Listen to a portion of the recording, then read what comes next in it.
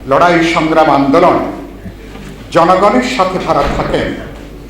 আবার এই আন্দোলনের মধ্য দিয়ে জনগণ আবার তার নিজেদের নেতৃত্বকে জনগণ আবার সামনে নিয়ে আসে। তার নিজের নেতৃত্ব, তার নিজের নেতা, তার নিজের সংগঠন, গুচ্ছ গুচ্ছ নেতৃত্বকে আন্দোলন আবার সামনে নিয়ে আসে।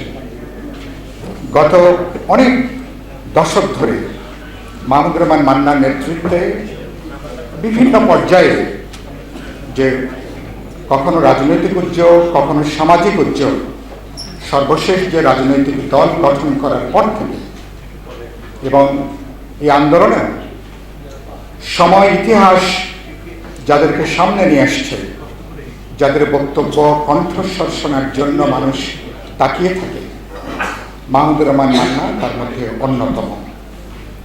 এবং তার যারা সহযাত্রী, সহকর্মী, এই সুযোগে আপনারা সবাই, হয়তো আমরা এক দল করি না, কিন্তু আমরা গত 2 বছর ধরে একটা মঞ্চ করছি।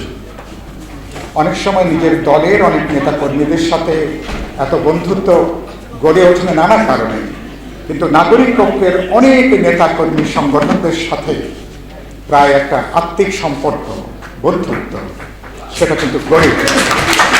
ফলে নাগরিক পক্ষকে সেজন্য আমরা সম্পর্কটা 2 বছরের না, 4 থেকে 4.5 দশকের জায়গাটা কিছুটা কালের পরীক্ষায় উত্তীর্ণ।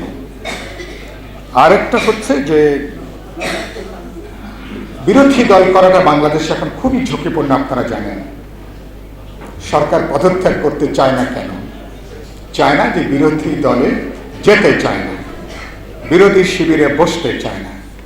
আর বাংলাদেশের মতন দেশে যেখানে একটা পরিকল্পিত রাষ্ট্রীয় সন্ত্রাস চলে, যেখানে বেনজির আজিজরা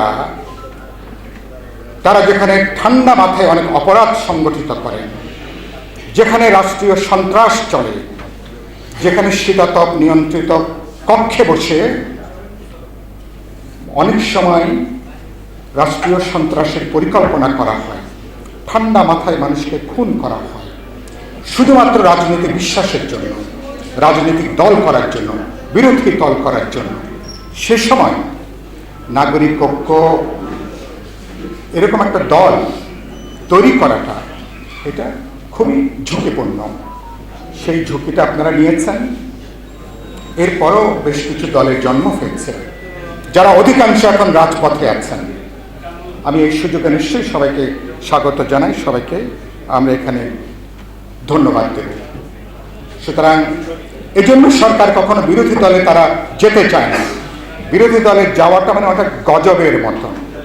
বলছে না যে মানুষ বেহেশতে আছে, সরকারি দলে থাকাটা বেহেশতে থাকার মতোই এখানে। তার নমুনা হচ্ছেন বেনজির এবং আজিজরা, হচ্ছেন তার নমুনা। অনেক কথা হয়েছে, ধরেন জেনারেল আজিজকে নিয়ে। আমি নিজেও ইতিমধ্যে গত 7 দিনে ঢাকার বাইরে গণতন্ত্র মঞ্চের প্রতিনিধি সভায় ঢাকাতে অনেক কথা বলেছি, মিডিয়াতেও অনেক দফা কথা বলেছি।